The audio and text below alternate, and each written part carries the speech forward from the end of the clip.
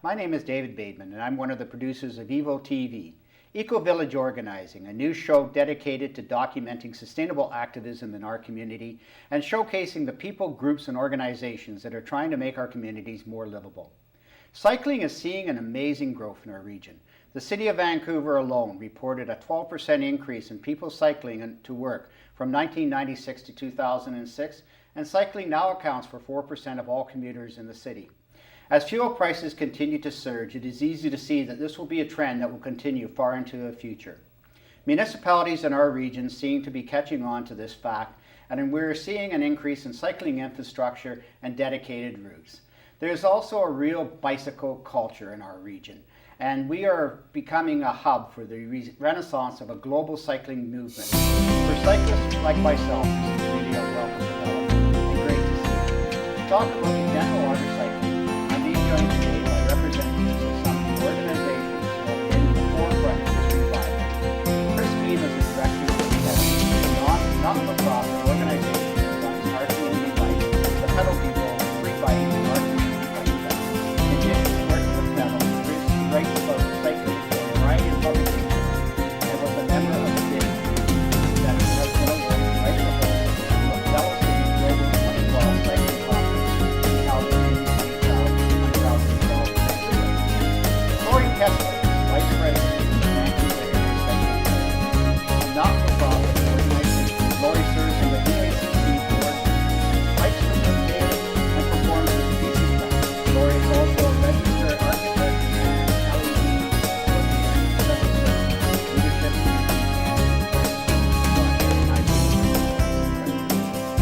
The Vancouver Area Cycling Coalition has nearly 1,200 members in the Vancouver region and promotes cycling through advocacy, education, and events.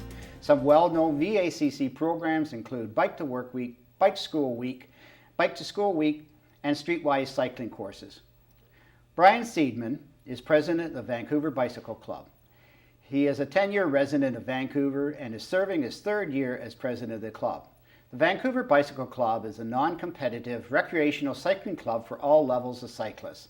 It has been around as a volunteer-run nonprofit organization since 1976, and its roots as a club go back to 1902. Its members are adults of all ages and with a variety of backgrounds. Some ride year-round, while others are more laid back about cycling. They enjoy riding together, socializing with each other, making new friends, and meeting new people. Thanks for coming out today. So moving on, Yes. in what context do you see cycling? We're trying to develop a more sustainable urban landscape in our region, and how can cycling fit into that? Brian mentioned transit and that sort of thing. How does cycling fit into that overall mix of transit, cars, and transportation in the Lower Mainland? Transit just put out a study, finished a study that was out on June 12th, so earlier this week, and they are looking at the goals for 2040. One of the goals is to have increased bicycle use, so increase within the Metro Vancouver area the mode share of anything less than 8 kilometers, 15% of those to be used on bicycles. Also increasing the feeling of safety for bicycles, so that 50% of the cycling trips are made by women. And really, cycling is a huge solution to a lot of our environmental challenges. We are looking at decreasing greenhouse gases, increasing local business, increasing public health, and there's a myriad of solutions and decreasing congestion, traffic congestion. There's a myriad of solutions that bicycling provides. Yeah, I think actually 50%. 50% of women. Yeah, 50%. 15% of all trips under 8 kilometers are the goals for this program, and those are very achievable. That's great. I find cycling in that 10-kilometer range, I find cycling in many cases the easiest way to get around when the weather is dry and there's a good route available. But there's a problem. Once I get to that route, in many times, I'm not sure if my bike is going to be safe or even if it's going to be there when I get back. And this has been a big issue with me for years, and I don't feel it's an issue that the cycling community takes seriously enough or addresses seriously enough. Bike theft and bike vandalism is a really big issue. Even, you want to take your bike downtown and lock your bike up and go to a movie where you're not going to be able to watch your bike. It's not like you're definitely going to get your bike ripped off or damaged. No, that's not the case at all. But there's a good chance. And No, well, I know you may disagree, but I know many people who cycle, and many people are concerned about using their bike after hours and in places that they can't watch it, and they have to leave them locked. Almost any bicycle lock can be broken. You have to leave them locked. Almost any bicycle lock can be broken in less than 5 minutes by an experienced thief. It doesn't happen that often, though. And actually, it's funny, we were at Car Free Day, and one of the people that we interviewed there, Best has a program called the Bicycle Valet, where you go to these public events such as Car Free Day, or I believe the Folk Festival, and that you bring your bike and they park it for you. And I've always sort of wondered why you don't see in downtown Vancouver a few places where, like Brian said, you want to bike into Vancouver for a night to watch a movie or something. You can't take your bike and have it parked like that and know that when you come out, it will be there. I mean, I'm really surprised that's never been developed in Vancouver. It almost seems like it would almost be a good cost recovery program. Well, yeah, I agree. It would be, and I think that you will see that at some point. In places like Amsterdam and in Japan, they do have bicycle parking garages. We're not quite there yet. Frankly, we don't have enough people yet to make something like that cost efficient. But when I think about bicycle programs and bicycle storage programs that are currently going, there are a couple of things. There are some parking lots that have supervised kind of bike racks that you can use. But one program that kind of irks me because it represents this, and I didn't know you were an architect. It's pretty cool. Thanks. And I see from listening to you, you do consulting and kind of get into the public aspects of this. TransLink has these bike lockers that people can rent. And I guess they can rent them for like 3 months at a time for a fee. And I'm kind of like, I have a mixed opinion about this because it's so few people get to benefit from this program that they have, the Bike Box program. And in fact, a young student called me up just this week and told me that they're interested in trying to create another program in Richmond because they don't see this Box program as accessible because you have to rent it for a 90-day period of time is what I was told. So, bike storage, it's definitely an issue that needs to be addressed as time goes on. That's just maybe what I can say. I think as consumers, we need to put pressure on businesses. It's great if the government does put in those things, but the government has a lot of priorities. And there's no reason that, your average business, it may have 2 or 3 cyclists in there at a time, can create some sort of facility. And if they want to attract cyclists, then that's something that they'll do. There's certainly a very popular place where cyclists go to eat and have drinks. And one of the things that brings people there is it's down on Main Street towards the downtown east side, and they have indoor bicycle parking. Mm-hmm. And I have had, my local pizza place where I go to, they'll say, just bring your bike in. Mm-hmm. And that's one way that we can deal with this without having to worry about a huge amount of infrastructure and a big program that really demands a high volume use. One of the things that the City of Vancouver's building code mandates is that places of business such as offices as well as places of residences such as condos provide bicycle parking. And so this is something that every new building is provided with. We still haven't gotten to that full stage for everyone that's going to as customers or as people that are coming for a service, but it is something that is increasing more and more.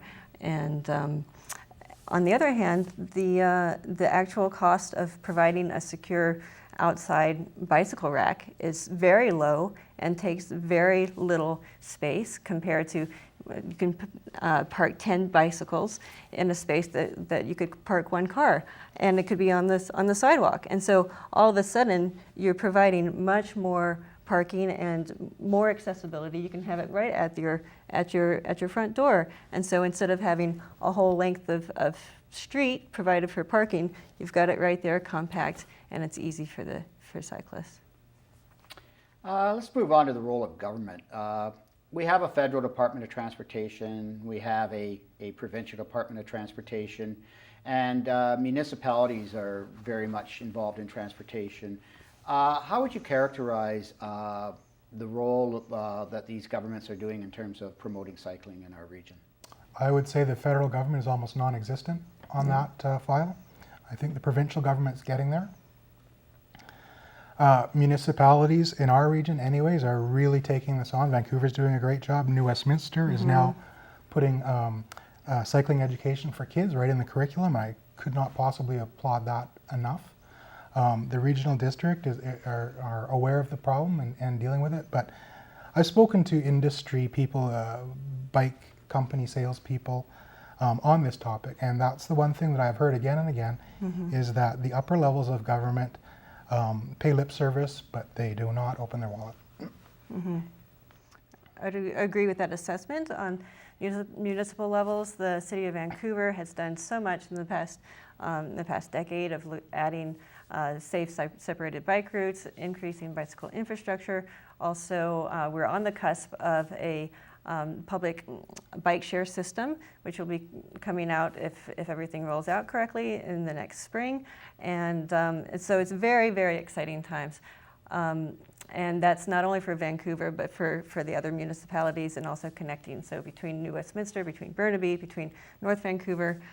And then when we get to provincial levels, we are looking at some interest in some increases through the Ministry of Education, helping to educate, getting students more educated about cycling, and some discussions through ICBC, through TransLink.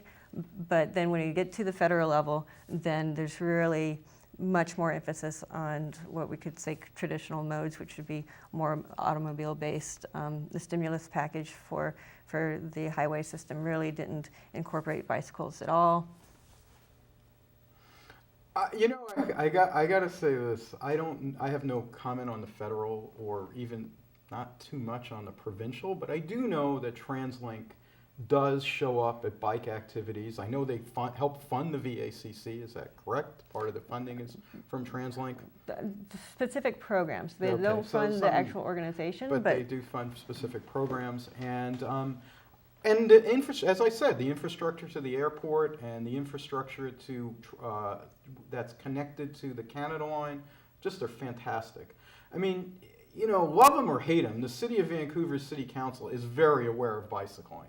And the citizens of Vancouver are very aware of bicycling because, generally speaking, when I ride on the street, they're aware of me. I think people in Vancouver, drivers in Vancouver, do see cyclists. They may not love us, but they see us. And so I think that's a start. And I think we just got to keep going. And I think as cyclists, we have to do things where we use the infrastructure. If you had a lot of people that wanted to ride to White Rock, as an example, from downtown Vancouver to White Rock, if there was a big demand for that, then there would be routes that would be created for that. Right now, I don't think we have a huge demand for that, so we don't have clear, specific routes for that. We do have a demand for the airport, and therefore we have a pretty good specific route to the airport. There's a demand for downtown for the separated lanes, and then they created the separated lanes. So I think, consumer demand or citizen demand does drive public policy. And so I think people need to be vocal, and they need to be clear about what their needs are, and it's a long-term thing. It's an initiative. It's not a program. Bicycles are here for forever, hopefully. Hopefully I'll be riding my bicycle forever as long as I'm on this earth, and I would hope to see lots of new routes and opportunities. That's great. And to me, cycling, it's more of a than just a transportation choice. For me, it's almost like a culture. I mean, you know, you get on your bike and you get into you get into that sort of Zen moment where you're not even aware of pedaling, and, you know, or if you're riding with somebody, I'm sure on your rides, Brian, you know, the nice thing about cycling, I mean, if you're all driving, you can't really communicate with each other. But if you go on a ride with a friend, you can actually talk with them, you can share that moment with them. Could you elaborate a little bit more on bike culture and what bike culture means to you, and sort of how it's being manifested in our area? Yeah, you know, it's interesting. You don't want to make it a niche thing, but certainly there is a culture out there of people. There's many cultures actually. There's mountain bikers and road riders, and there's people that Make their own bikes. Make their own bikes. There's people that like to ride the sit-up bikes, and there's folding bikes. People will go out and they'll get together with their folding bikes and they'll go for a ride. So there's a huge diverse range of people. And for a lot of those people, yes, I think that cycling is a big part of their lives for whatever their own personal reasons may be.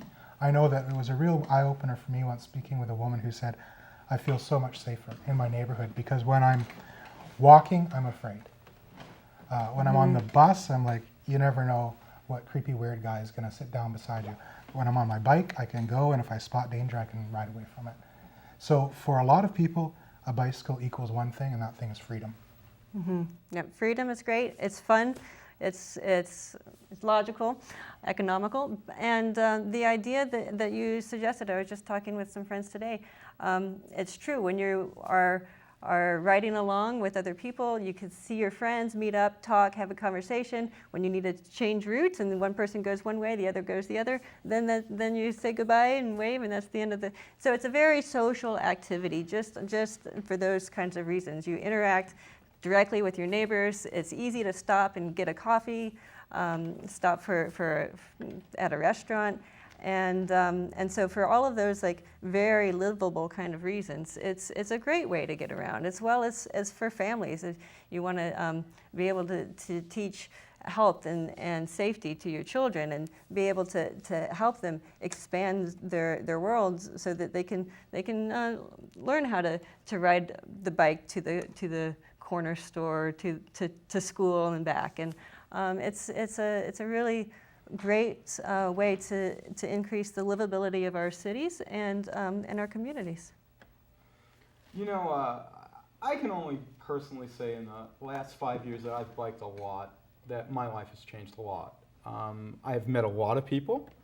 I've learned a lot about the areas that I live in, because of the speed that you go around the city on a bicycle. You get to see things that you don't see walking and you don't see in a car.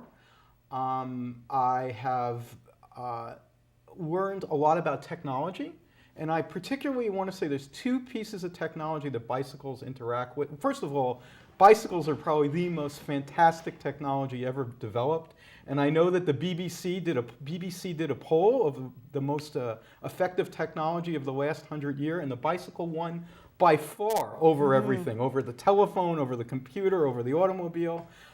So it's a very powerful technology, and really bicycles and smartphones together really create a synergy of being able to find things and get to them in a way that really is fascinating in an urban environment. And I recommend people, you know, if you are not experimenting with that already, you should be experimenting with that. So many people in my bike club have these little GPSs mounted on top of their bikes that they use to help them navigate. And, you know, you just realize how powerful a bicycle can really be. So what would you suggest to the person that is thinking about starting out cycling? I mean, they're filling up their car. I mean, it's costing them a fortune to fill their tank. You know, cycling is really becoming a more and more of a viable alternative for them. How does a person get started? What would you suggest they do? I suggest they come to OCB, buy a bike, and then take a VACC course. And I say that in all seriousness. Yeah. Because one thing that we offer at our community bikes is an affordable option. A lot of people have a specific need for an expensive bicycle because they're going to engage in long road rides, or they're going to go mountain biking, or whatever you want. But if you're just going to the grocery store, if you're just going 5 kilometers to work, you don't need a super fancy bike to deal with theft things. You want to lose a $2,000 bike or $200 bike. And I know the VACC's courses, having observed them and seen what they do, that they teach skills that are just so important and so valuable when you're out on the road. Just by watching those courses, not even participating in them, I've picked up things and I'm like, oh, okay, yeah, that's good, I can use that, and it makes you safer. I would totally agree with that. I would suggest looking for an inexpensive bicycle. Maybe just two things that you might want to look for is one that has a high range of gears, because especially in the Vancouver area, you've got a lot of hills. So if you can have a high range of gears so you can go uphill and downhill easier, as well as something that's fairly lightweight. So just because for ease for a new person going up and down the hills. If it's a heavy bike, then it's just going to be a little bit more strenuous to do. And Pedal is a fantastic place. They sell reused bikes, they refurbish bikes, and so it's a great way to invest in and get a good deal too for something that you can use. And then VACC has a variety of really fantastic courses that are at different levels. So some are based for real novice, just to learn how to ride a bike, and others are based more upon rules of the road, or for advanced riding, or for street race courses, just to navigate tricky parts of the cycling or / driving network. And so these are all great resources. And just to build on what Lori's saying, it's interesting for a lot of us in North America. We grew up with a bicycle and we rode bicycles as children. That's not everyone's experience in Vancouver. And I know that there have been programs aimed at women from South Asian countries who is one example of people who haven't had that opportunity to ride a bicycle. They want to. And the VACC put on a course for those people, and transformative, just as Brian says, transform their lives. Mm-hmm. Well, I mean, I guess I'm supposed to say, hey, come and join the Vancouver Bike Club, And you which should. at this point. And I think, a lot of times people write to me by email, just like how you invited me to the show, and they ask me, can I ride on the Vancouver Bike Club's ride? And I always write back to them, and I always say, I cannot assess your fitness level over the internet. But if you can ride a bike for 1 hour at about 15 kilometers an hour, then you are probably able to ride on some of our basic rides. And I think that is really the key. You just have to get on your bike and give it a shot if you know how to ride a bike. I mean, if you know, or if you don't know how to ride a bike, try to ask someone to help you learn. I've had people actually come and ask me that question. A really fantastic idea is to ride your bike on the grass if you want to start out, if you haven't ridden in a while. That way, if you fall down, it will be softer. Also, when you pick a bike, try to pick a bike that fits you. Go, and if you say, I don't know how to fit my bike, people can help you with that, but go on a few different bikes and ride on them and see what's comfortable for you.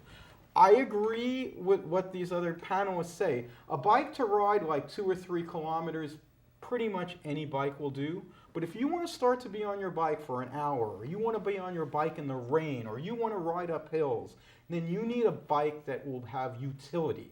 And the final thing I would think about a utility is to have a bike that you can have a rack and panniers on. In fact, if I would say anything about year 2011, when I see bicyclists, this is the year of the pannier.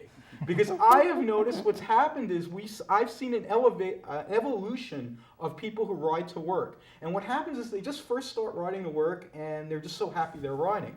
Then they start thinking, I'd like to be able to bring my lunch to work. Well, you can't. Maybe you can put a sandwich in your pocket, but if you actually want to put your lunch, you need a little bit more space. And, let's be honest, the ladies like to carry a few more things than the guys. So they may want to have work clothes, or you may have an assignment that you're working at home on. And so if you have a bike that has a rack and pannier, then you have even more utility. So that would be something I would think about if you wanted to use your bike for commuting. Yeah, those are good points. One other thing that people maybe with slightly deeper pockets but less physical fitness can consider is looking into the variety of electric assist bikes that are out there now. Mm-hmm. Because they make it so much easier for people. Maybe you got knee problems, maybe you're not at that fitness level you need to be. It gets you out there, it gets you on your bike, and that's a good thing. I know a colleague of mine said one of his clients was a long-time smoker, and then he bought an e-bike, and it felt so good that he stopped smoking. He's totally changed his diet. It's he's changed things around. And for some people, yeah, a regular bicycle is just going to be too much work. So, you know, take the tool that works for you. One other resource that we've developed, just to add, is this is very new, within the last month, we've just launched a brand new multilingual handbook for new cyclists. And so it describes the rules of the road, and what's really great about it is it's translated into the 5 languages that are most spoken here in the Vancouver region. And so this is a fantastic resource, getting out to other cultures and communities that are interested or would be able to benefit greatly for a variety of reasons, and being able to explain what the rules of the road are, and just how to the best benefits and resources available for cyclists in the region. Great. And how can our viewers get more involved with your organizations and help you with the work you do? Well, certainly for us at Our Community Bikes, come up to our store on Main Street between 16th and 17th, where I'll be happy to help you out if you've got a bike that needs a little bit of fixing, or if you need a brand new bike, or pardon me, not a brand new bike, but a new to you bike, then we can help out with that. We do offer first and third Wednesdays of the month, we have a Women on Wheels program where women who feel maybe a little intimidated by the regular bike shop atmosphere can come in, and it's all women, it's women mechanics. You'd be amazed at the talent and ability of the women that work on our bikes there, because so often we're used to, you know, a bike shop being a bunch of guys. And so, you know, we have that, and we're offering some summer courses for children this year at Grandview Elementary and Hastings Elementary, and you can find out about those on our website, www.pedalpower.org, and the rest of our programs as well. And we'd love you to join the VACC. Our website is www.vacc.bc.ca. We have a variety of activities going all the time. In particular, coming up, we just had a Bike to Work week in June, but we'll be having another one in November, and so anyone can participate in this. We have local advocacy groups, both in Vancouver as well as for all of the other municipalities that we're involved with. And we have local assessment rides and a variety of activities and events. So join the VACC. And Bike to Work Week's a great time to start because you do have that support. Yeah. Well, the Vancouver Bike Club meets year-round. We do also have a website. It's vbc.bc.ca. Thank you all for coming out and participating, and I really appreciate it, and good luck with your cycling, and hopefully our viewers get out there and get on their bikes and help out in the cause. Thank you very much. Thank you. Thank you, David. Hey.